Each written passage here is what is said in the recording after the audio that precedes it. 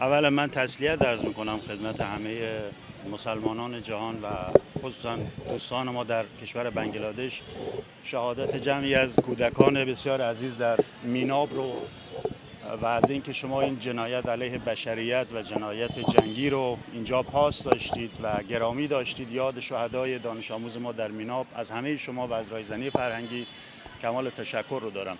আসলে শুরুতেই আমি সমস্ত মুসলিম উম্মার আমি উন্নতি কামনা করছি এবং বিশেষ করে ইরানের উপর, ইরানের স্কুলের শিশুদের উপর যে বর্বর হামলা হয়েছে এই হামলার আমি নিন্দা জানাচ্ছি এবং সকল মুসলমানদের আমি শান্তি এবং তাদের ঐক্য কামনা করছি। ما این بار هم مطمئن بودیم که آمریکایی ها برای مذاکره و صلح نیامدن، فقط آمدن به جهان بگن اونها صلح طلب هستن و مسلمان ها و ایرانی ها جنگ طلب. ما به این خاطر رفتیم که جهان ببیند آمریکا برای صلح نیامده। আমরা এবারও নিশ্চিত ছিলাম যে আমেরিকা আসলে আমাদের জন্য শান্তি বা কোনো চুক্তির জন্য আসে নাই, বরং আমেরিকা এসেছে বিশ্বের কাছে এই তো বার্তা দেওয়ার জন্য যে আমরা আসলে চুক্তি করতে চাই কিন্তু আমেরিকা ইরান যুদ্ধ চায়, এরকম একটি কথা বলার জন্যই আমেরিকা আসলে এবার এসেছে। آمریکا به ایران حمله کرد تا نظام سیاسی ایران رو تغییر بده اما نتونست। এবং আমেরিকার আসলে মূল উদ্দেশ্য ছিল যে ইরানের উপর হামলা করার, যে ইরানের যে শাসন ব্যবস্থার মধ্যে একটা পরিবর্তন নিয়ে আসা, কিন্তু তাদের সেই উদ্দেশ্য সফল হয়নি। آمریکا به ما حمله کرد، میگه اسرائیل میتونه بمب اتم داشته باشه، شما حتی انرژی اتمی رو برای اهداف صلح‌آمیز هم حق ندارید داشته باشید। এবং আমেরিকা এই জন্য হামলা করেছিল যে তাদের বক্তব্য হচ্ছে যে যে তোমরা আসলে অ্যাটমিক যে এনার্জি বা তোমরা যে পারমাণবিক যে শক্তিধর দেশ তোমরা হতে পারবে না, তারা হতে পারবে, সব বিশ্ব হতে পারবে কিন্তু ইরান হতে পারবে না। آمریکا به ما حمله کرد، گفت مردم مخالف حکومت ایرانن، میریزن به خیابان‌ها و حکومت رو تغییر میدن. هیچ کدام از این چیزها اتفاق نیفتاد، نه ایران تجزیه شد، نه حکومت تغییر کرد، نه مردم علیه حکومت به خیابان‌ها آمدن، بلکه مردم در دفاع از حکومت خودشون به خیابان‌ها آمدن। এবং ইরান এই আশা নিয়ে আসলে মানে আমেরিকা ইরানের উপর এই আশা নিয়ে হামলা করেছিল যে ইরানের উপর হামলা করলে যে যারা ইরানের সরকার বিরোধী তারা রাস্তায় নেমে আসবে এবং সরকারের পতন ঘটাবে, কিন্তু হামলা করার পর দেখা গিয়েছে যে ঠিক তার এর বিপরীত ঘটেছে। রাস্তায় মানুষ নেমে এসেছে কিন্তু ইরানের সরকারের পতনের জন্য নয়, বরং সরকারের পক্ষে তারা দাঁড়িয়েছে।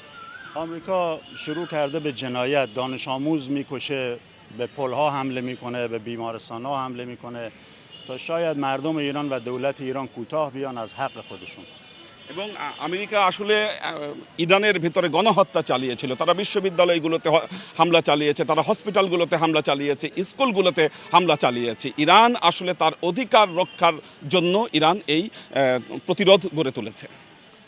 در پاکستان هم همین حرفا رو زدن، میگن هر چی رو شما غنیسازی کردید به ما تحویل بدید، فعالیت‌های اتمی رو تعطیل کنید، فعالیت‌های موشکی رو تعطیل کنید، تنگه هرمز رو بگذارید آمریکا تصمیم بگیره و اسرائیل هم هر زمان خواست به شما مثل اردوگاه‌های غزه حمله کنه।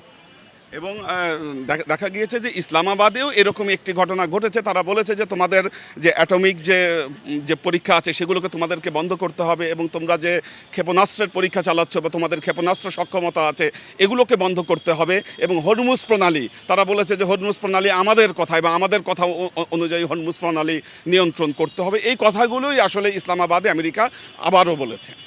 ما در اسلام آباد با آمریکایی ها گفتیم که آمادگی داریم برای گفتگوی برابر، اما اگر فکر کردید ما آماده ایم که تسلیم بشیم اشتباه کردید و ایران آمادگی نداره، نه به اسرائیل نه به آمریکا نه به هیچ کشور دیگه تسلیم بشه।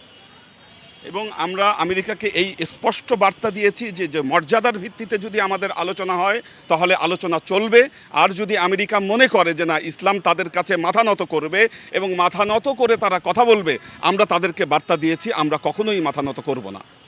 ما با آتش بسی که اعلام شده تا پایان این تاریخ پایبند هستیم و اگر زمینه‌ای برای گفتگو هر کشور اسلامی فراهم کنه، چه عمان، چه پاکستان، چه ترکیه، آمادگی داریم گفتگو رو ادامه بدیم، اما اگر آمریکایی‌ها حمله کنن با قدرت بیشتر به آمریکا و اسرائیل حمله می‌کنیم। এবং যুদ্ধবিরতির যেই সময়টি নির্ধারণ করা হয়েছে এই সময় পর্যন্ত আমরা ধৈর্য ধারণ করব। ওমান বা অন্যান্য বিশ্বের যে কোনো মুসলিম রাষ্ট্রে যদি তারা আলোচনা করতে চায় আমাদের সাথে, আমরা সেই আলোচনা আমরা করব এবং আমেরিকা বা ইসরায়েল যতক্ষণ পর্যন্ত আমাদের উপর হামলা না করছে ততক্ষণ পর্যন্ত আমরা আসলে কোনো হামলায় যাব না।